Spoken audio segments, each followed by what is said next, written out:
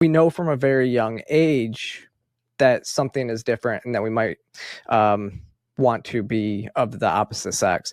However, I always kind of use the analogy that a square is a rectangle, but a rectangle is not a square.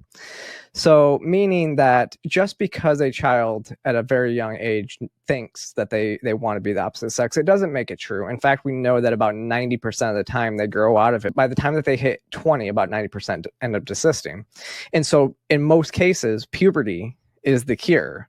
What we've seen a lot of too is that, but we've seen there has been a big social contagion aspect to the gender affirming model. So when you see that in about 2016, 2017 timeframe, the number of people identifying as in a trans category skyrocketed.